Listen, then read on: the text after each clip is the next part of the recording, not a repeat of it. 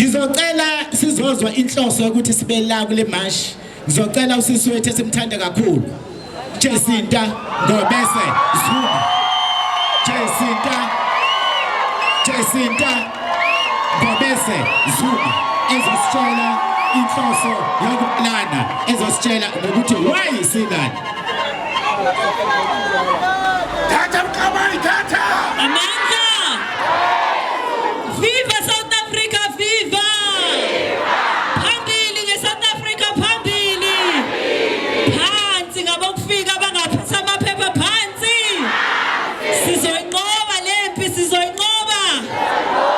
Siyamasha size siwine! Niyaphila? Cela ngiqanishayele izandla ngokuba lani naze nayenza into enhle. Nabantwana benu bazoba proud of nina one day. Ngikhuluma kakhulu ngoba isayinde lendlela. Njengoba sasimasha siyaphinda futhi. Futhi sophinda futhi. Siphinde futhi. Siphinde futhi. Ukhona sekhathele? Khona sefuna ukuhlala ekhaya yabone. Ilula lento. Ngiyazi ukuthi ngifuna iyepoint.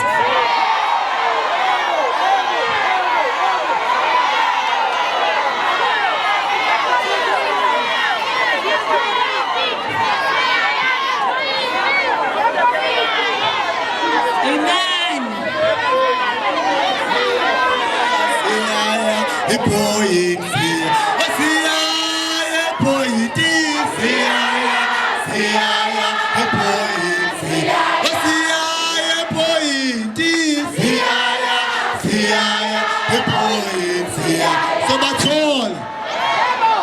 All right, angithembisa ukuthi kwelandelayo ila isoqala khona siphelele khona.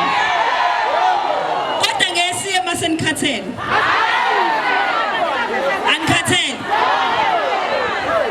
Okay. Ngoba ngisho ukuthi ngeke ngikhulume kakhulu ngoba sayinde lendlela sisazoyihamba ngisazolokhu ngikhulumile nje.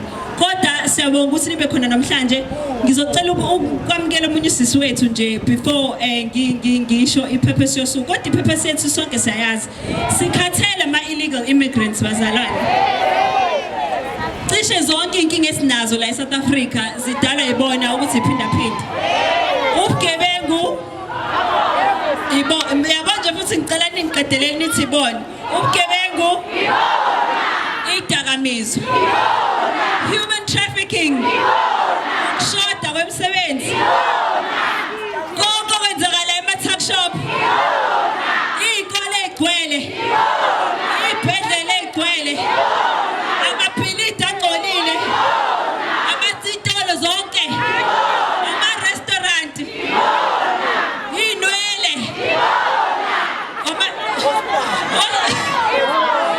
Bazalwane yonke into isiphethe abantu bokufika. Angeke sakwazi kodwa ukuqhubeka kanje. Sithi uhulumeni wethu njengoba uyi-GNU sicela usebenze njenge-GNU uhlangane wonke usilwele. Sicela basilwele ngoba akekho ozosilwela kodwa bebengafuni usilwela soyilwela. Asisanqeni sidalwa-ke manje. Asisahlehli sidalwa-ke manje.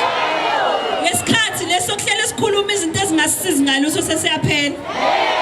Asinandaba ukuthi ubani okhulume kuba nge-podcast yani njengamanje sifuna izwe lethu. Kunjalo nje ngizocela ukwamukela usisi wethu uZila. Uzi uqhamuka kwaMojalavu. Wazi okay, Uzi ngobe la baphuma kwi-show eDeporter labantu bokufika. Bangena ngisho emafemini la abagcwele khona babakhipha. Kodwa akagcini-ke lapho. Uphinde futhi abe activist lapha kwe-Operation Dudula. Ngicela simshayele izandla Uzi.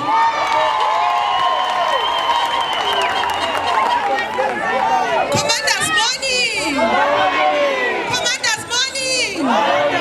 Phakama KZN phakama. Phakama South Africa phakama. Patriots sanibonani. Gama lami nguZandile Dabula. Ngilida i-Operation Dudula but ngugudluza futhi. iphuma from a show called X Deport. Izobe idlala, izobe isizini yokuqala iyaqala on Sunday ngo 9:30. So namhlanje sila iKZN sizo support imatch, but also sizodinga usizo ngini because sifuna nisitshela ukuthi akuphi lama campaign aqasha laba bantu. Zikuphi lezi ndawo ezihamba nabantu bokufika. Asibazondi angithi. Kodwa sifuna ngokwethu. Sifuna ngokwethu. We are claiming what belongs to us. That is our country and we cannot allow this to happen.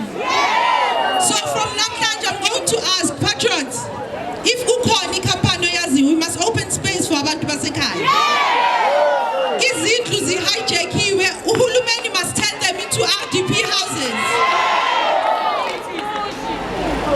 So I'm going to ask ukuthi mangabe unayo information kuno bude ngihamba naye ngimboni ngicela siyeni ngase chainini ngala uzositshela nje ukuthi maningaya nje ka Dunlop or maningaya nje endaweni ethize nizobathola government sizomfosta ukuthi makabadipha thina masihamba ngebhasi masifika sinise police station senze show ukuthi bayanregister kodwa niyawazi umthetho wethu sekugithi ukuthi thina siyenzani asukumeni ma commander asukumeni patriots sizoyiwina lempi sekusele kancane siyabonga kuma organizers and thank you so much for the opportunity. Commanders morning.